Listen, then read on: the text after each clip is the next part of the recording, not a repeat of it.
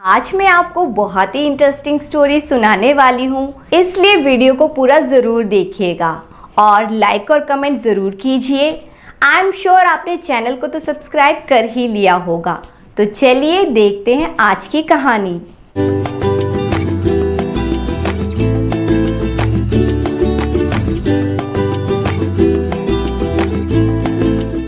चंदनपुर नाम के एक छोटे से गांव में पवन नाम का एक गरीब लकड़हारा रहता था।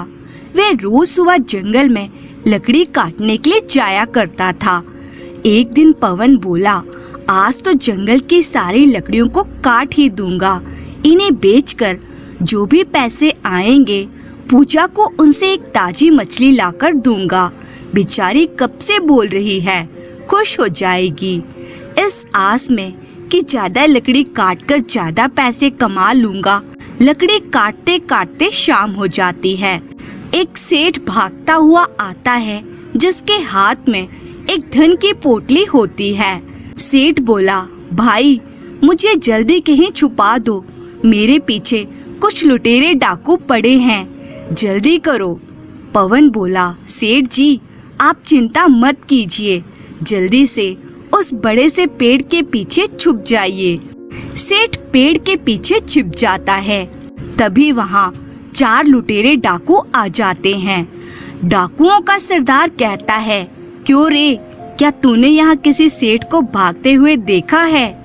पवन बोला, नहीं नहीं डाकू महाराज, मैंने तो किसी भी सेठ को यहाँ से भागते हुए नहीं देखा। तभी दूसरा डाकू बोला, अगर तूने हमसे झूठ बोला तो तुम्हारी खैर नहीं, समझे? हम लुटेरे डाकू हैं, लुटेरे।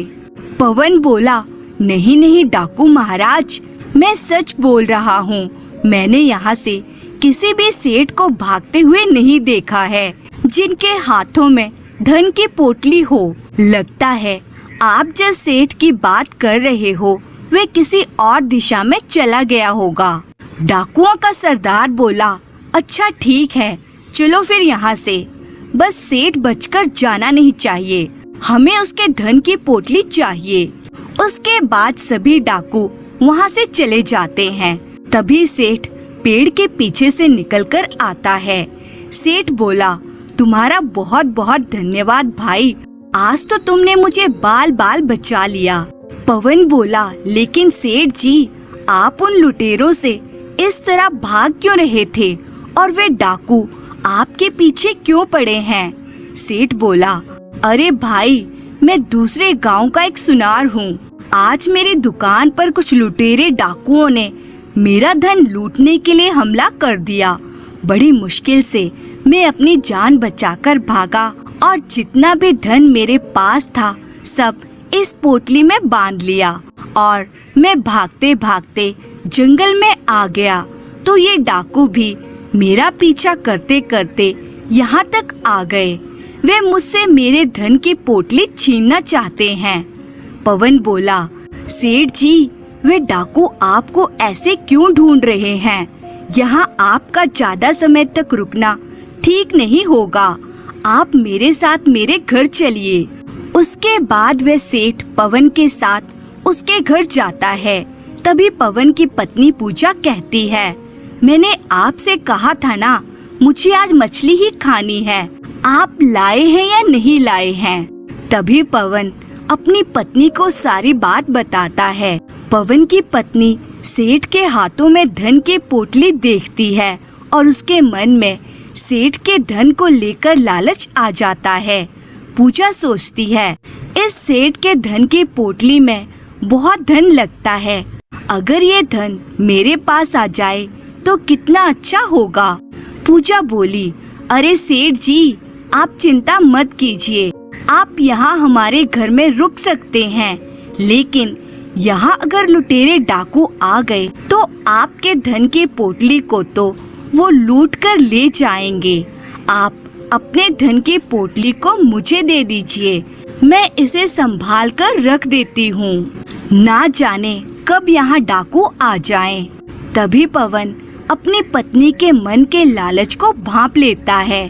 पवन कहता है, नहीं नहीं सेठ जी, आप एक काम कीजिए, मेरे घर में एक गड्ढा खोदकर उसमें ही धन की पोटली छुपा दीजिए। वे डाकू कभी नहीं जान पाएंगे आपने अपने धन की पोटली कहाँ छुपाई है। सेठ बोला, ठीक है भाई, अगर तुम कहते हो तो मैं अपने इस धन की पोटली को तुम्हारे घर की जमीन में गड्ढा खोदकर छुपा देता हूँ। पोटली छुपाने के बाद पवन कहता है, सेठ जी अब आप आराम कीजिए। तभी सेठ की आंख लग जाती है और वह सो जाता है। पवन जहाँ सेठ ने अपने धन की पोटली छुपाई थी वहाँ खड़ा होकर धन की रखवाली करता है। पवन कहता है, अगर सेठ के धन की पोटली डाकू ले गए तो सेठ के धन की पोटली के साथ साथ लकड़ी भी ले जाकर मेरे साल भर की जमा पूंजी भी लूट कर ले जाएंगे। नहीं नहीं, मैं ऐसा नहीं होने दे सकता। इसके बाद पवन एक पोटली में अपना धन बांधता है और वहीं जंगल में छुपा देता है जहाँ वह लकड़ियाँ काटा करता था। वहीं जमीन में गड्ढा खोदकर वह धन छुपा देता है और वापस अपने घर आ जाता है। थोड़ी देर बाद पवन के घर में चारों लुटेरे डाकू आ जाते हैं। डाकुओं का सरदार बोला, अरे लकड़हारे, तूने हमें धोखा दिया है।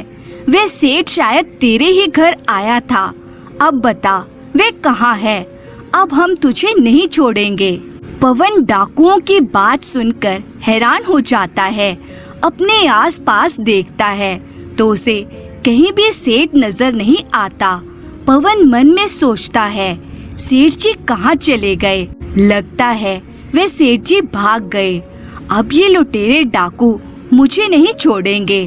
तभी दूसरा डाकू बोला, सरदार, लगता है ये नहीं बताएगा कि सेठ कहाँ है। लोगों ने कहा था कि उस सेठ को उन्होंने इसके साथ ही देखा था। पवन बोला, नहीं डाकू महाराज, मुझे नहीं पता कि वह सेठ कहाँ है। उसके धन की पोटली कहाँ है, मुझे नहीं पता। सरदार, वह सेठ थोड़ी देर पहले यही तो था, लेकिन अब मुझे नहीं पता वे कहाँ गया। डाकू महाराज, मुझे माफ कर दीजिए। तभी पवन की पत्नी पूजा वहाँ आती है और डाकुओं के सरदार से कहती है, इन्हें छोड़ दीजिए, ये मेरे पति हैं, इन्होंने कुछ नहीं किया। आपको सेठ के धन की पोटली ही चाहिए ना? धन की पोटली यहाँ मेरे घर में जमीन के नीचे गड्ढे में दफन है। आप उसको खोदकर ले जाएं, लेकिन मेरे पति को छोड़ दीजिए। सरदार बोला, तुम लोग क्या देख रहे हो? जल्दी से जमीन खोदो।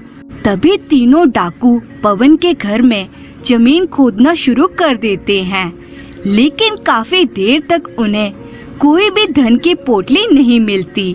सरदार बोला, अरे यहाँ तो कुछ नहीं है, आखिर कहाँ गई धन की पोटली? तुम दोनों मेरे साथ मजाक कर रहे हो। तुम दोनों सेठ का धन अकेले ही रखना चाहते हो। हम लुटेरे डाकू हैं, हमारे साथ होशियारी करते हो। तभी दूसरा डाकू बोला, देखो, तुम दोनों सीधे सीधे बता दो कि तुमने धन कहाँ रखा हुआ है। तभी वहाँ पर सेठ आ जाता है। सेठ को देखकर पवन और उसकी पत्नी हैरान रह जाते हैं। सेठ बोला, डाकू महाराज, आप इन दोनों मासूम पति पत्नी को छोड़ दीजिए। इन्हें नहीं मालूम कि मैंने अपना धन कहाँ छुपाया है। जब पवन की आंख लग गई थी तो मैं खुद ही उठकर अपने धन की रखवाली करने लगा। उसी समय मैंने आपको यहाँ आते देख लिया, इसलिए मैं अपने धन की पोटली उठाकर यहाँ से भाग गया। सरदार, आप मेरे साथ चलो, मैं आपको अपने धन की पोटली देता हूँ, लेकिन पवन और उसकी पत्नी को छोड़ दो।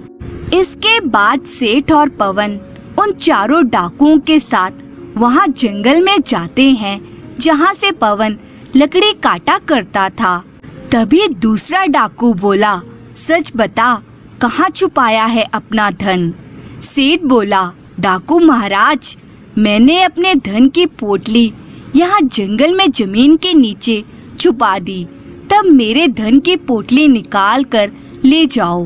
पवन सेठ की ये बात सुनकर बहुत हैरान रह जाता है, क्योंकि यह तो वही जगह है जहाँ उसने अपना धन छुपाया था। सरदार बोला, अच्छा, हमसे होशियारी करता है, हम लुटेरे डाकू हैं। सेठ देख, हम तेरा सारा धन ले जाएंगे। तभी डाकू जंगल में जमीन खोदकर वे धन की पोटली निकालते हैं। पवन ये देखकर हैरान रह जाता है, क्योंकि वह तो पवन के ही धन की पोटली थी। पवन मन ही मन सोचता है, हाय भगवान, यह तो मेरा ही वर्षों से मेहनत से जमा किया हुआ धन था, लेकिन सेठ इसे अपना धन क्यों बता रहा है? हे भगवान, अब मैं क्या करूँगा? इस सेठ ने तो मेरे साथ धोखा किया है, अब तो मेरे पास कुछ भी नहीं बचेगा। तभी दूसरा डाकू बोला, अरे वाह वाह, हम तो माला माल हो गए। देखो सरदार, यह रही सेठ के धन की पोटली। सरदार बोला, हाँ, अब चलो यहाँ से, यह धन तो हमारे लिए काफी पर्याप्त है। आखिरकार हमने सेठ का धन लूट ही लिया। इसके बाद वे डाकू वहाँ से सेठ के धन की पोटली लेकर चले जाते हैं। पवन बोला, सेठ जी, आपने ऐसा क्यों किया? आपने अपना धन ना देकर उन लुटेरे डाकुओं को मेरी मेहनत से जमा किया हुआ धन ले जाने दिया और अपना धन न जाने कहाँ छुपा दिया। ये आपने अच्छा नहीं किया सेठ जी, अब मैं क्या करूँगा? सेठ बोला, अरे तुम दुखी मत हो, मैंने तुम्हारे साथ कोई अन्याय नहीं किया है। जब तुम यहाँ जंगल में अपना धन छुपाने आए थे, उसी समय मेरी आँख खुल गई और मैं तुम्हारा पीछा करता हुआ यहाँ आ गया था। मैंने तुम्हें धन छिपाते हुए देख लिया था, लेकिन जैसे ही मैं तुम्हारे घर वापस जा रहा था तो मैंने देखा कि वे लुटेरे डाकू गांव के कुछ लोगों से तुम्हारे घर का पता पूछ रहे थे।